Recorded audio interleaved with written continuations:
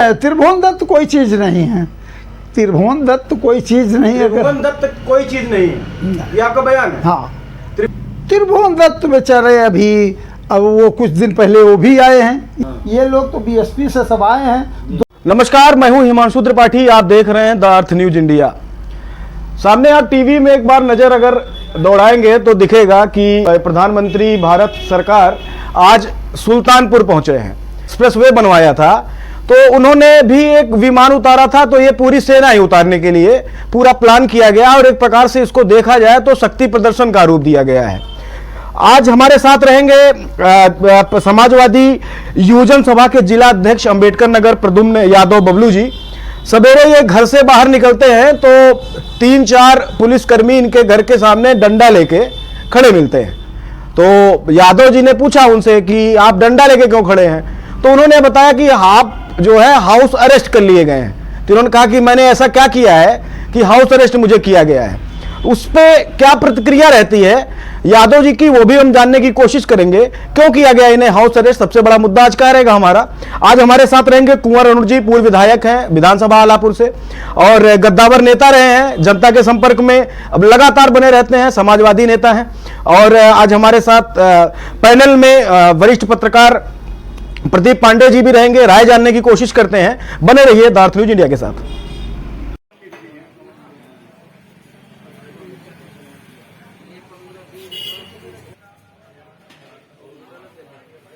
आपके आवाज पे आए हैं, उसका एक तो कारण है। जी जी। एक तो अरेस्ट होता है कि उठा के लेके जाते हैं लोग, थाने में बंद कर देते हैं। जी जी। और आपको आपके घर में बंद कर दिया गया है। जी जी। क्या किया था साहब ने?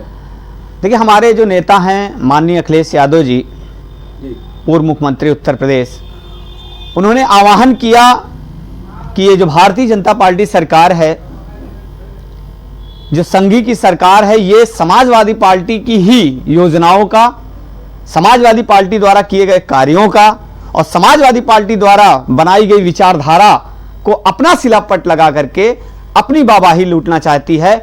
ऐसे परिस्थिति में हम समाजवादियों को आगे बढ़ करके ये बताने की जरूरत है कि हमारी योजनाएं हैं, हमने इसका शिलान्यास किया था, आप कुछ नया करो जिससे जनता लाभान्वित हो, जिससे जनता के बीच आप जा करके ये बता सको कि हमने भी आपका अगर मूल मत लिया है तो हमने आपके लिए कुछ किया है। नेताजी जब घर से बाहर नहीं निकल पाएंगे तो फिर कैसे आगे बढ़ेंगे? देखिए, ये आघोषित इमरजेंसी का माहौल है माननीय जी। मैं आपको बता दूं, ये आघोषित, इंदिरा के समय में तो घोषित इमरजेंसी थी इस देश में, लेकिन इस भारतीय जनता पार्टी सरकार में आघोषित इमरजेंसी का माहौल है।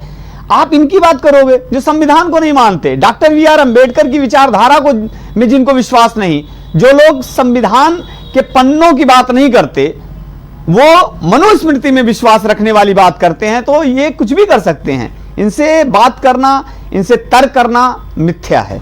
मतलब ये आपका ये सीधा सीधा आरोप है कि भारतीय जनता पार्टी का संविधान से कुछ लेना देना नहीं? कोई लेना देना नहीं, ये संविधान को मानते ही नहीं।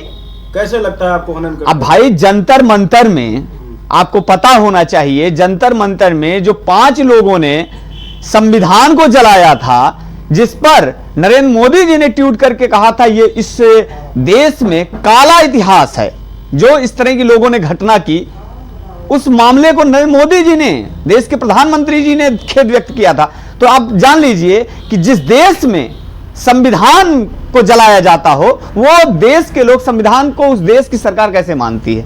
मेरा तो हुआ ही नहीं, मैं रात के 11 बजे ही मेरा दरवाजा एसओ जहांगीरगंज और 4-5 उनके कांस्टेबल सिपाही आके खटखटाते हैं। तो मैंने कहा कि क्या बात हो गई, तो मैं जैसे दरवाजे पे आया तो फोर्स खड़ी है, उन्होंने कहा कि आपको हम 24 घंटे के लिए हाउस अरेस्ट करते हैं। हमने कहा भाई, मेरा गुनाह क्या है, आप नोटिस दिखाओ, आप कुछ तालीम या सम्मान या मेरे खिलाफ कोई आपराधिक मुकदमा उसको दिखाओ। तो उन्होंने बताया कि नरेंद्र मोदी जी आ रहे हैं सुल्तानपुर पूर्वांचल एक्सप्रेसवे का उद्घाटन करने, उससे पहले ही आप लोग उद्घाटन करने जा रहे हो वहां। नहीं, तो ये आपके नेतृत्व ने बोला था ना, ये मेरे नेतृत्व ने बोला था कि हम औपचारिक उद्घाटन हाँ, ये मेरे नेतृत्व ने बोला था। तो आप समझिए उस चीज को कि जिस चीज की तैयारी की जा रही है, जी जी, हर जगह से बसें मंगवाई जा रही जी है, जी, लगभग लाखों की संख्या में, और लोग वहाँ पे इस समय प्रेजेंटली हैं, आप लाइव देख रहे होंगे। जी जी। आप यहाँ पे जो है उद्घाटन करके क्रेडिट क्या लेना चाहते हैं, क्या इंटेंशन? ये जो समाज में दोहरा चरित्र है भारतीय जनता पार्टी का, उसका हम खुलासा करते हैं। हमने नाम बदले लेकिन किसी की पहचान नहीं बदली। 112 की पहचान बदल गई? बिल्कुल बदल गई। जैसे क्या बदली? आप बताइए। मैं ये नहीं कहता कि आप मेरे अस्तित्व को मिटाओ, आप उससे अच्छी योजना लॉन्च करो ना, कौन मना कर रहा है आपको? अगर हमने 108 चलाया तो आप भी योजना कोई चलाओ। हमने लैपटॉप अगर दिया तो आप भी लैपटॉप दो ना।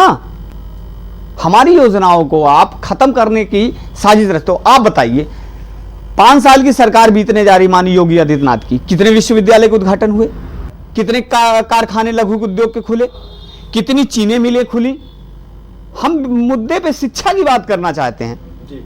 और ये भारतीय जनता पार्टी की जो सरकार है, ये गाय गोबर की बात करती है, ये खेत खलिहान में रहने वाले उस मजदूर की बात नहीं करती। तो ये हिंदू मुस्लिम को लड़ाने से, अभी मैंने देखा मेरे गांव में भी राशन बढ़ता है, 5 किलो गेहूं नहीं 500 का बढ़िया थैला दिया जा रहा है। विधानसभा चुनाव में जी कुछ चमत्कार देखने को मिलेगा? देखिए, इस विधानसभा की बात मत करिए। मैं समाजवादी सामने जो आती है मैं बता दूं, बहुत चर्चा मैं बता दूं आप, मैं समाजवादी युवजन सभा का जिला अध्यक्ष हूं आपके आशीर्वाद से, और पूर्व में जिला पंचायत सदस्य भी रह चुका हूं। तो मैं जनपद अंबेडकर नगर की 5 विधानसभा को ये दावे के साथ कहता हूं कि जनता ने मूड बना लिया है कि उत्तर प्रदेश का अगला नेता माननीय अखिलेश यादव जी होने जा रहे हैं। देखिए उस समय वो ताकत में थी और हमें ज़रूरत महसूस हो रही थी कि हम भाजपा को रोक सकते हैं।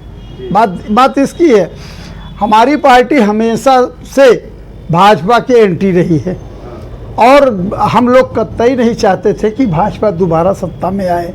इसके लिए चाहे जितना झुकना पड़ा, हमारे नेता माननीय अखिलेश यादव जी, माननीय मुलायम सिंह यादव जी, डिम्पल यादव जी, सारे लोगों ने तय करके और बहन जी से समझौता किया, अच्छा किया। लेकिन बाद में क्या हुआ, बहन जी के ऊपर कहीं से दबाव पड़ा, ये अंडरस्टूड है कहाँ से दबाव पड़ा, और वो आओ न देखा ताओ समझौता तोड़ लिया। लेकिन हम धन्य मनाते हैं अपने नेता को, माननीय अखिलेश यादव जी को, उनको माननीय मुलायम सिंह जी को जो बदनाम किया, लेकिन माननीय अखिलेश यादव जी ने बहुत ही शालीनता का परिचय दिया। एक शब्द भी मायावती जी के बारे में टिप्पणी भी नहीं किया उन्होंने, और शांत रहे, जिसका नतीजा हुआ कि एक तो उनकी ये पोल खुल गई थी कि चमार नहीं है, दूसरी उनके जो चमार समाज के लोग थे इनकी व्यवहार से इतना प्रभावित हुए, माननीय अखिलेश जी के व्यवहार से इतना प्रभावित हुए कि सारे लोग अब भाग करके समाजवादी पार्टी ज्वाइन किए। दत्त को कर रहे हैं। त्रिभुवन दत्त बेचारे अभी, अब वो कुछ दिन पहले वो भी आए हैं। त्रिभुवन दत्त कोई चीज़ नहीं है, त्रिभुवन दत्त कोई चीज़ नहीं है। त्रिभुवन दत्त कोई चीज़ नहीं है, ये आपका बयान है? हाँ। त्रिभुवन दत्त अगर कोई चीज नहीं होते तो हाँ। विधानसभा आलापुर के प्रथम समाजवादी प्रत्याशी होते, जिनको टिकट मिलना लगभग तय है। ये आप कह सकते हैं, एक सेकंड, ये आप कह सकते हैं। नेताजी बताइए। नहीं, ये आप कह सकते हैं। जी। आप पत्रकार हैं, आप स्वच्छंद हैं, आप लोग कि जिसकी चाहे वाहवाही कर दीजिए, लेकिन जहाँ तक हमें जानकारी है कि उनको कहीं से भी इस विधानसभा में टिकट मिलने का दूर दूर तक कोई चांस नहीं है। देखिए, हमारे यहाँ नेता बड़ा है और हमारे जो नेता हैं वो अखिलेश जी हैं, ठीक है। जैसे आपने तय कहा, ऐसा नहीं है, हमारे यहाँ तमाम लोग टिकट मांग रहे हैं। रोकना चाहूंगा। हाँ, मैंने नहीं कहा। नहीं, आपने ये कहा, सुनिए।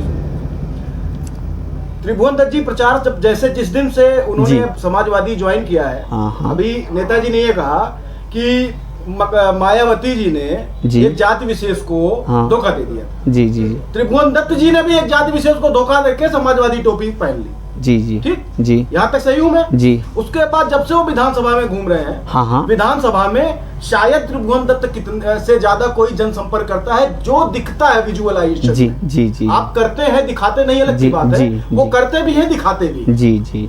इसीलिए विधानसभा में उनके साथ जितने भी लोग खड़े होकर, एक बड़ी सी फ्रेम मशहूर है उनकी कि लाइन से यू आकार का फ्रेम बना के लोग खड़े हो जाते हैं, वो सभी लोग कहते हैं कि दत्त साहब को टिकट मिलेगा, विधानसभा में फिर समाजवादी पार्टी सीट जीतेगी, क्या कहते हैं? वो भीड़ राष्ट्रीय नेता की है।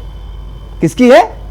वो मेरे नेता की भीड़ है। आज कुंवर अरुण जी मेरे बगल बैठे हैं तो मैं अखिलेश यादव के सिपाही की हैसियत से बैठा हूं, तब मेरे बगल बैठे हैं। ये कांग्रेस के बगल बैठ जाए, बसपा के बगल बैठ जाए, आज अगर माननीय त्रिभुवन दत्त जी के साथ भीड़ खड़ी है तो वो अखिलेश यादव की भीड़ है, ना कि उनकी भीड़ है। आज रामचल राजभर जी के साथ अगर भीड़ खड़ी है तो अखिलेश यादव जी के नाम पे खड़ी है अकबरपुर में, और अगर टांडा और कटहरी में अगर भीड़ खड़ी है माननीय मंत्री लालजी वर्मा जी के साथ तो हमारे नेता अखिलेश यादव जी के नाम पे खड़ी। व्यक्ति विशेष का हमारे यहाँ कोई दहजा, कोई तहजीब नहीं है। हमारे यहाँ सिर्फ पार्टी की यस मैन हमारे नेता अखिलेश यादव जी हैं, उन्हीं के लिए सब लोग काम करते हैं। हमारे त्रिभुवन दत्त जी पा जाएंगे टिकट, हम उनके लिए लड़ाई लड़ेंगे। कुंवर अरुण जी पा जाएंगे, उनके लिए लड़ेंगे। वो कन्नौजिया समाज की बेटी संगीता कन्नौजिया पा जाएंगे, हम उनके लिए लड़ाई लड़ने का काम करेंगे। सुनीता सोनकर पा जाएंगी तो उनके लिए लड़ने का काम करेंगे। मतलब हमारे यहाँ ये नहीं है कि आप यस मैन हो, हमारा नेता जिसको बोल देगा तुम यस मैन हो, वो मेरे लिए यस मैन है। चलिए, बड़ा अच्छा लगा आपसे। और आप विधानसभा आलापुर के प्रत्याशी भी हैं, और क्या इस तरह का माननीय जी ने आपसे बताया कि मैं टिकट पा गया हूं क्या?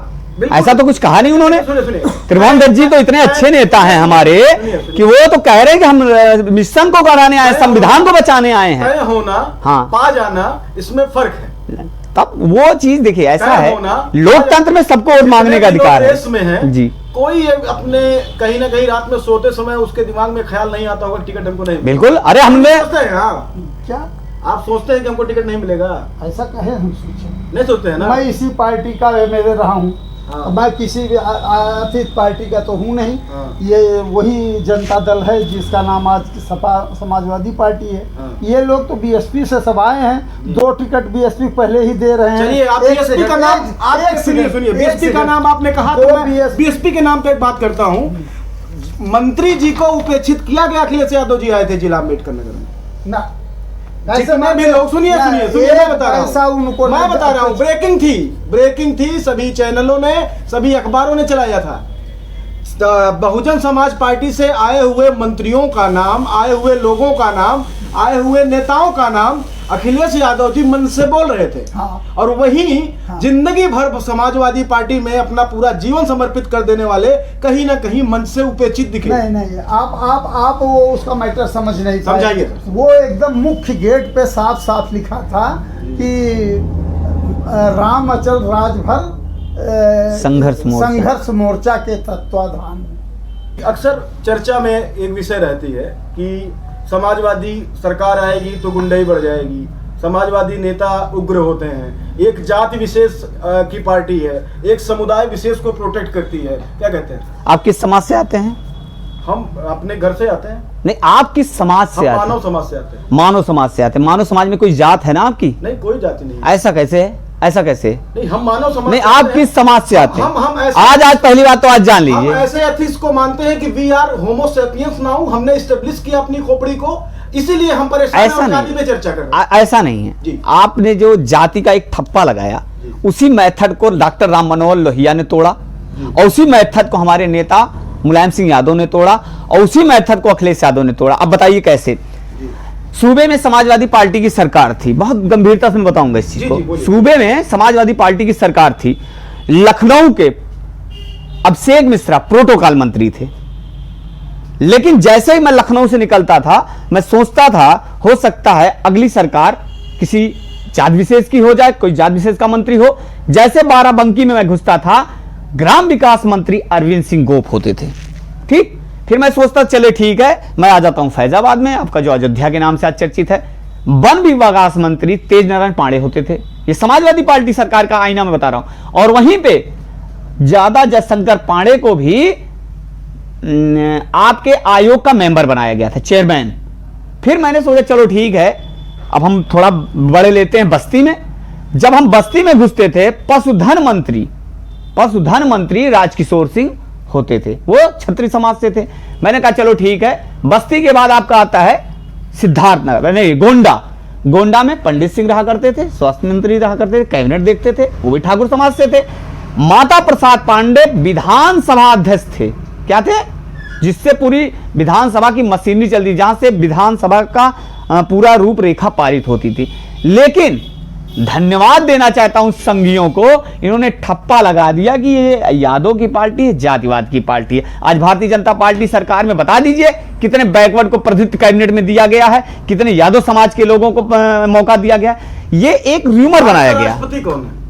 अरे अच्छा ठीक, आपका प्रथम नागरिक कौन है? प्रथम नागरिक भारत का रामनाथ गोविंद जी की बात कर रहे हैं। गोविंद जी, ठीक, कौन? किस हाँ मैं बता रहा हूं। देखिए, अंबेडकरवादी होना एक अलग विषय है, दलित होना एक अलग विषय है। देखिए, कोई भी सुन लीजिए, आप भी सुन लीजिए, हमारा चैनल, अनीता कमल जी भी हैं विधायक, हमारा चैनल सुनिए, आप कोई भी व्यक्तित्व ऐसा नहीं है विश्व में जो सबको संतुष्ट कर पाए। कुछ लोग वीडियो को डिसलाइक करते हैं, कुछ लोग वीडियो को लाइक करते हैं, कुछ लोग कहते हैं बड़ा अच्छा कवरेज है, कुछ लोग कहते हैं बहुत घटिया कवरेज है। जी, वो सबकी एथिक्स और सबका दिमाग। अच्छा तब तो ये बताइए, जी। नरेंद्र मोदी जी तेली समाज से हैं, बिल्कुल है, पिछड़े समाज से हैं, और रामनाथ कोविंद जी जो हमारे देश के सर्वोच्च प्रधानमंत्री राष्ट्रपति हैं, सॉरी, वो दलित समाज से हैं। तब तो दलितों का भी बेड़ा पार हो गया और बैकवर्डों का भी बेड़ा पार हो गया कि नहीं हो गया? चलिए, आप अगर तो हो सकता है जनता इस पे तालियां बजाए।